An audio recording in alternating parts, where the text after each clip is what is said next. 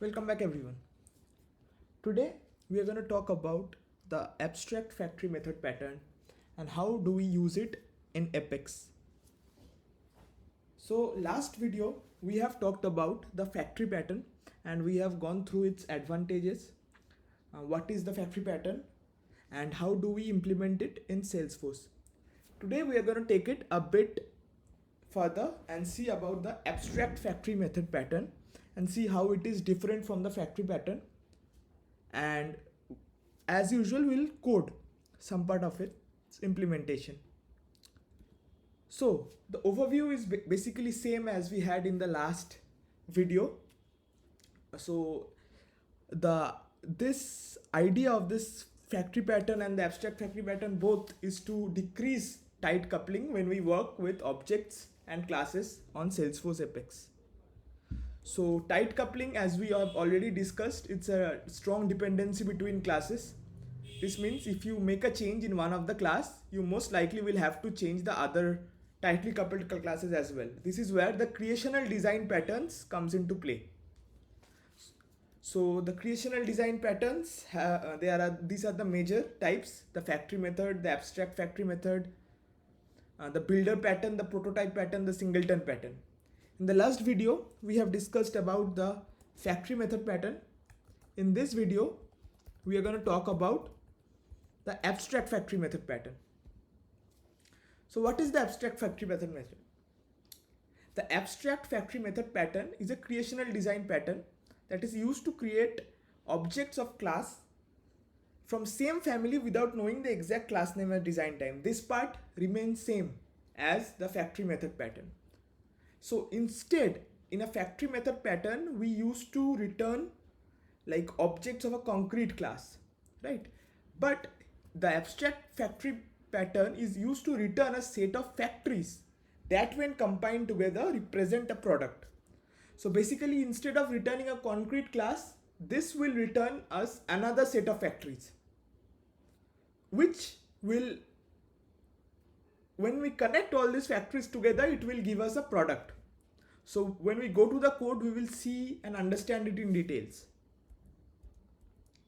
So unlike factory method pattern, which returns a concrete class like I was just saying, the abstract factory method returns another factory.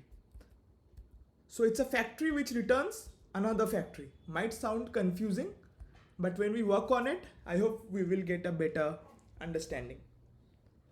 So this provides a way to encapsulate a group of individual factories that have a common theme without depending on concrete class. This is very important. It's like we are encapsulating a group of individual factories and we are not depending on the concrete classes for this. So what do I mean by that? So this part will be clear when we go to the code. So why waste any more time? So let's just directly jump into the code. Okay. Now I have already created a few class and interfaces. These are very basics. I'll just walk you through.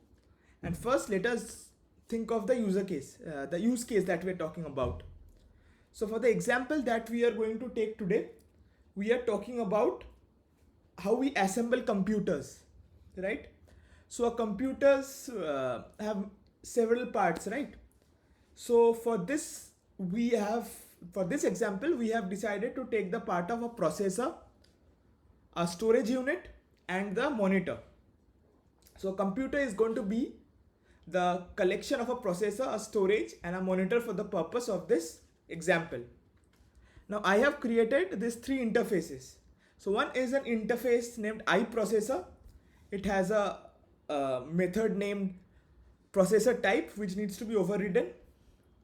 I have a interface named iStorage, so which has a method named storage type, and I have a third interface named iMonitor which has a method named display, right? Now here I have created basic classes. You see this is a quad core. It implements an iProcessor, and since it implements iProcessor, we have to override this processor type, which just gives a system debug as quad core processor. Similarly, I have a dual core processor. which also implements iProcessor and thereby has this processor type method which just puts a log of dual core processor. Now for monitor, I have a LED monitor and a LCD monitor. This both implements the iMonitor interface and has this method named display, so which gives the logs LED monitor or LCD monitor. I also have two classes for storage, a SSD storage and a HDD storage. Both implements the iStorage interface and has a method named storage type which logs SSD storage or HDD storage. So this will be HDD storage. Yeah. So this is the basic setup that we have, very simple. Now let us see what we are going to do with it.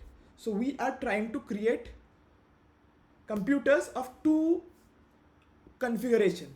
One is going to be the high configuration and the next is going to be the standard configuration. So a high configuration computer is supposed to have a quad core processor, a LED monitor and a SSD storage. For this purpose of this example, a high configuration computer will have a quad core processor, a LED monitor and a SSD storage. And a standard configuration computer will have a dual core monitor, a dual core processor, a LCD monitor and a HDD storage. So let's see how we go to implement it. First, like I said, abstract factory method is something which returns another factory, right? So let us first build the individual factories for processor, monitor and storage, right? So let us start by building the processor factory. So this is very similar to the one we did in the last video. So let me just go ahead and create a class named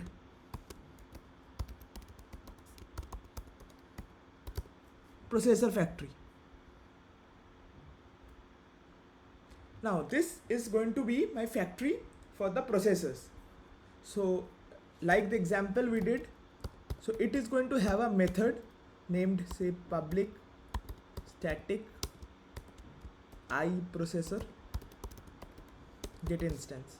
So you must already be familiar with this type of implementation for factory method which we have covered in the last video. So I'm going to pass a string known as processor type. Now based on this, it is going to return a type of iProcessor. So let me create a variable for iProcessor. Say PROC and initiate it to null. And if my processor type equals to quad core, I'm going to set my variable PROC with new quad core. Since quad core implements iProcessor, I can assign it over here, right? Else if processor type equals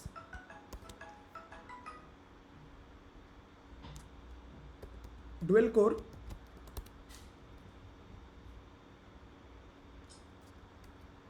I'm gonna set this as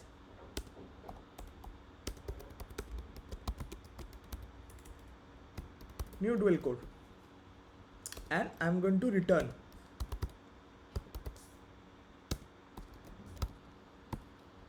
So this makes sense, right? So we have created a processor factory. So we will pass either dual core or quad core, and based on it, it will return me an object for either dual core or quad core. So this is going to be my processor factory. So similarly, I would need a monitor factory.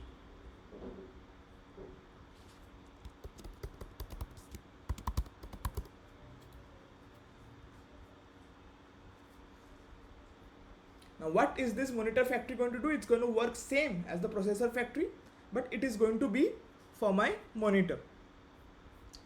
So let me copy this and make the changes.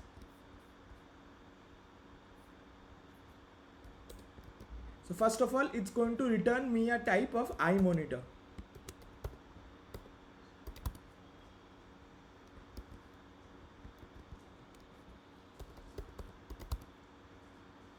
Secondly, I'm going to pass a variable named monitor type over here. Now this, if monitor type equals to LED, I'm going to set this my monitor variable to new LED monitor, right? And if this is set to LCD, this will also be monitor type. I'm going to set it as LCD monitor, and at the end I'm going to return monitor.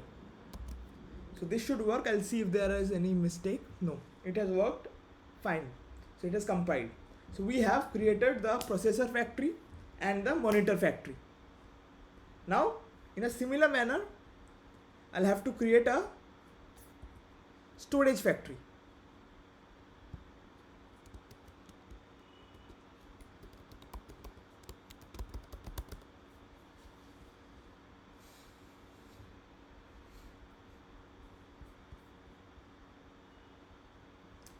Again, I'll copy this and I'll make the necessary changes.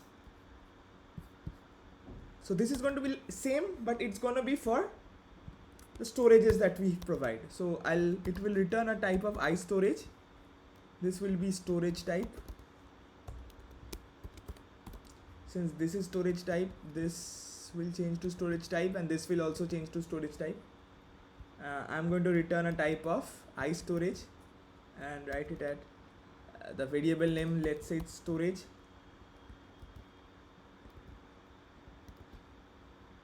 Yeah, so if type equals to SSD, I'm going to set it as return new SSD storage.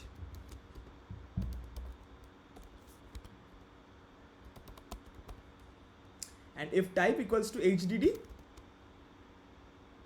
I'm going to return new. So this should also compile.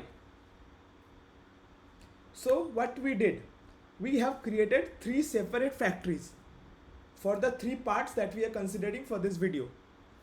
One is a factory for processor, a factory for monitor, and a factory for storage. Now the concept of abstract factory method says that we should be returning these factories, right? Now we have created these individual factories. Now we need to assemble them together. For that, we would need another class, right? So let's just at first, so we have talked about 2 configuration. It's going to be a high performance configuration and a standard performance configuration. So let us create our first interface that we would need. Let's call this interface as iComputer.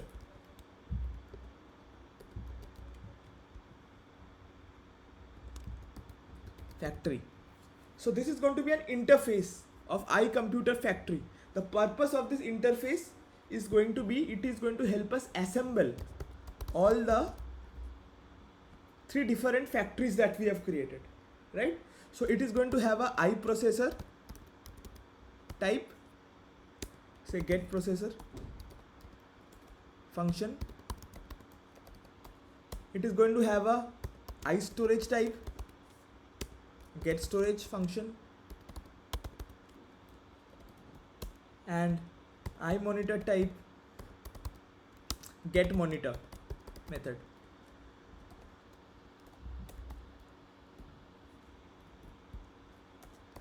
Now we have created another interface, right? The purpose of this interface is to help us assemble. Now since we have already this interface in place, so we can now go ahead and create the class around this, right? So let's do that. First let's create the high performance configuration. So let me go to my Apex, create an Apex class, name it high config. So this is going to be my high configuration, and it is a collection of a quad core processor, a LED monitor, and a SSD storage. So first of all, I'm going to implement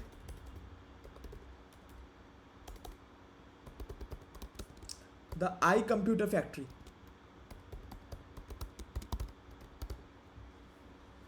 Right? And since I'm going to implement the iComputer Factory, there are 3 methods that I'll have to override. What are this? It's a iProcessor get processor method. Let me copy this.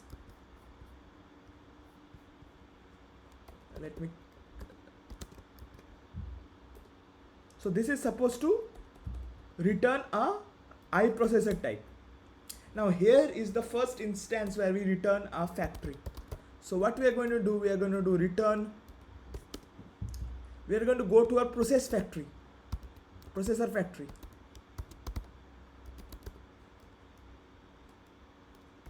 and get an instance of, what did we say, it's a high-end processor, right? So it is going to be quad core. So processor factory dot get instance. So this is my processor factory. Get instance returns a iProcessor type. So this is my high-end configuration. So I have passed quad core. So it's going to pass me a new instance of quad core, and quad core implements iProcessor. So similarly, I'm going to have 2 more functions over here. That is a iStorage get storage. This is the second one, second method.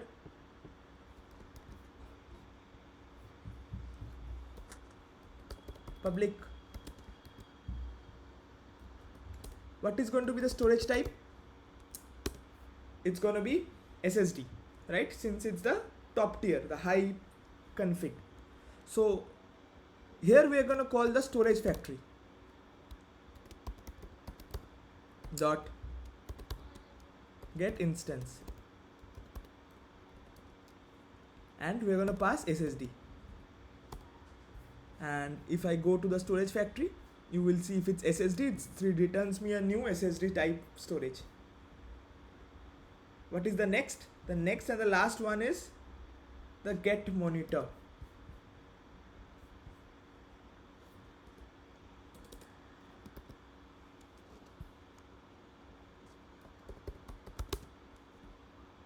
And here for the high end, we have high configuration, we have chosen it to be a LED monitor.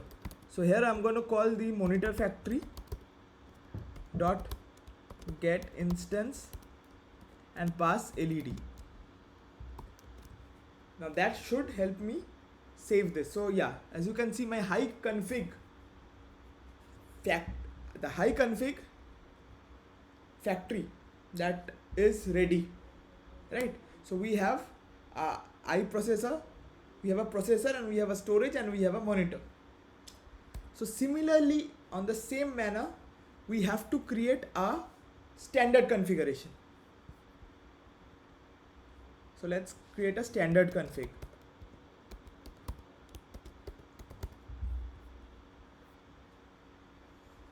I'm going to copy all this and change whatever is required based on, first of all, this too should implement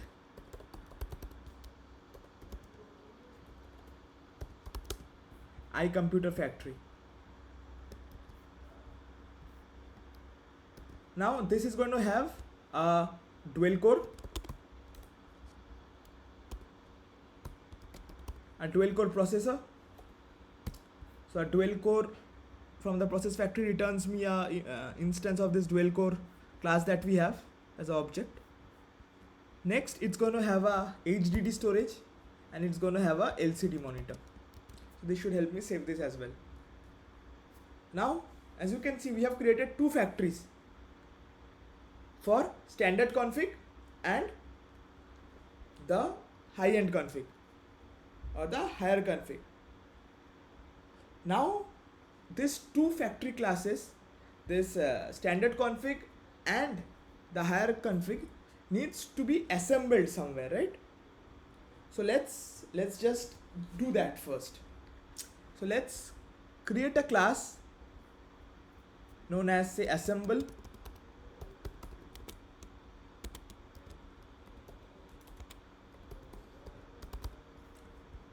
So we have created this assemble computer class. This is going to help us assemble the several configurations and the parts that we have created for it. So here I'm going to create variables for iComputer. Factory, name it as, say, computer. This is going to store the instance of the computer that I have. I'm also going to have a variable for iProcessor. Let's name it as processor. Storage, name it as storage. iMonitor, name it as monitor. So these are the four variables, class variables that we have created for this assemble computer. Now let's create a constructor for this, right? A public constructor, a public assemble computer. And this one is going to take a iComputer factory as an instance, as a parameter. So let me name it as comp. And we are going to set this computer class variable with comp, right? Now we are instantiating whatever we are getting in the parameter to the class variable computer. For the processor, how do we get a processor? From a iComputer class, if you remember, this iComputer has a get processor function, right? So we are going to use this comp get processor. You see what I'm doing here? So I have passed a iComputer configuration. I'm getting the processor from there. Similarly, storage will be comp get storage. Similarly, monitor will be comp get monitor. So this is the constructor that we have. Now we need to, just for the purpose of this video, to show this that it's working and everything is fine, we are going to create a method known as, say, view system config. This is going to give me the system config. So here we are going to call this processor dot. So if you remember this, any of the classes which has used this processor has this method known as processor type. Any of the class which implemented this iProcessor has this a processor type. So we are going to set it, we are going to get the values from there. And this processor is nothing but the class variable. For storage, any of the classes which implements iStorage has this method name storage type. So we're going to use this. And any of the classes which have implemented this iMonitor interface has this method name display. So this is going to display the system configurations that we have. Now how do we run this? Let us run this and see how it works. Now before that, I would like to give you, there are so many classes involved. Let's just take a step back and see how these are working. So at first we have three three interfaces: a iProcessor interface, a storage interface, and a iMonitor interface. We have created two classes individually for each of these interfaces. We have two processors implementing the iProcessor. We have two monitors implementing the iMonitor interface.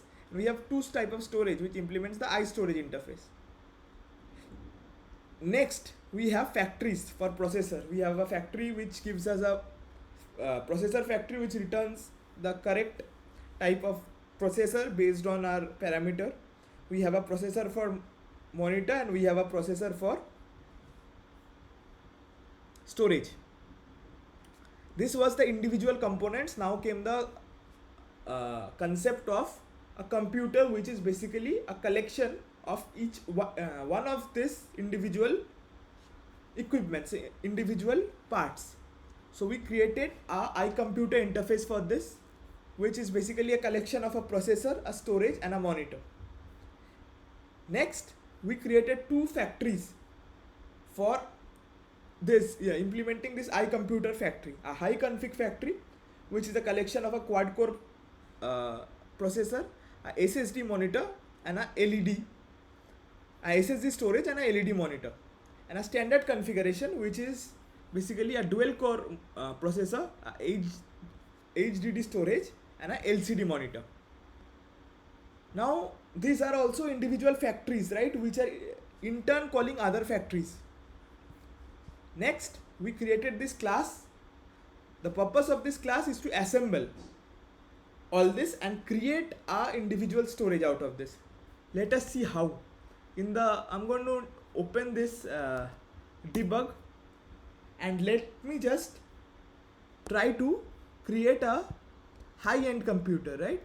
So I'm going to just create first an object for before I do that, let us quickly create a factory. Let us use this high config factory and create an instance of this high config factory. So what we do is we use this iComputer factory, and let's name it as HighCon,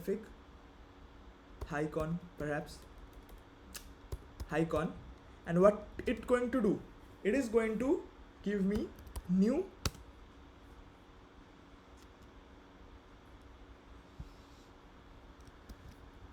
HighConfig. Now what I did, I created an object of this class HighConfig, right? Now in the assemble computer constructor, we are going to pass this HighConfig. So what it's going to be assemble computer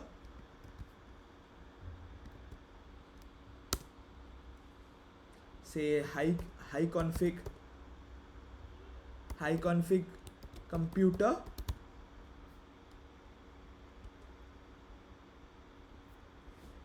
equals to new assemble computer, and we are going to pass this HighCon in the parameter. Now this HighCon we are passing in the parameter of this assemble computer, right? Now whenever we call this HighComputer, take this instance of this HighConfig computer and dot view system config. Let's see if it works, and if it works, what do we get?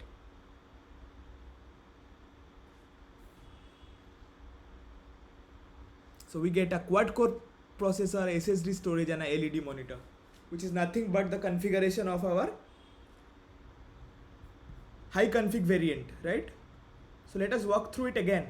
So what did we do here? We created an object of this iComputer factory, and for this we have HighConfig, right? We have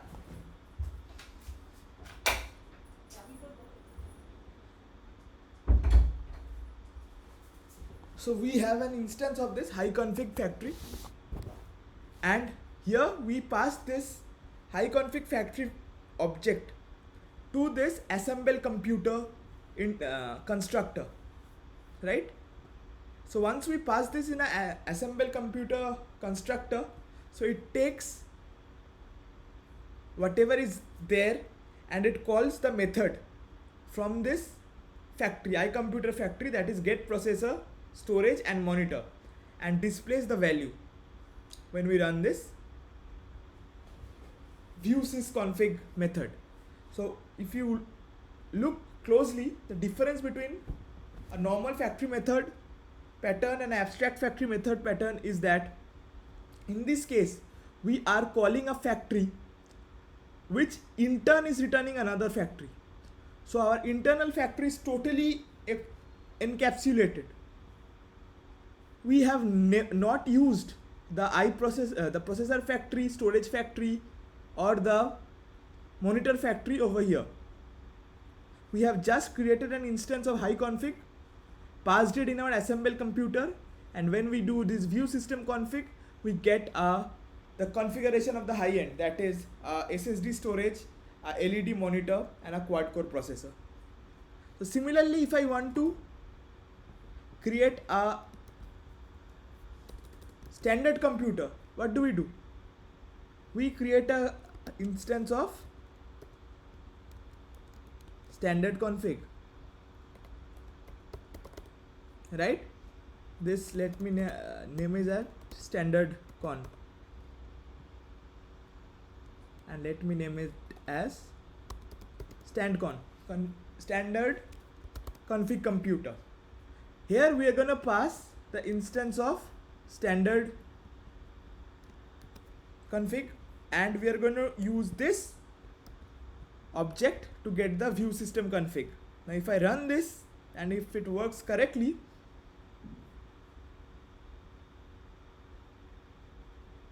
we can see it's a dual core processor, HDD storage and a LCD monitor. So I hope I was able to, since I have done the code along with you, I was able to make you understand so how we are encapsulating the individual three factories, the processor factory, monitor factory and storage factory, and we are adding all of this together to make a product. So if I go back to my slide, you can see it clearly states that an abstract factory method is used to return a set of factories that when combined together represent a related product, right? The point number 2. So we have a set of factories, processor factory, storage factory, monitor factory. This combined together created a high configuration or a standard configuration, which when assembled created a product. So this is what the concept of abstract factory is. Instead of returning the concrete class directly, we are returning a set of factories and removing the dependency from the concrete class. We can use it in the same manner, in the same places that we use for factory method. And also, like I said, when we have a product having multiple configuration, it is of the best use. Thank you for staying with me till the end of this video. I'll see you in the next one. We are going to discuss the singleton pattern. Till then, if you have learned anything from this video, please leave a like or a comment or both, and a subscribe would be amazing. Thank you. Take care of yourself. See you in the next one.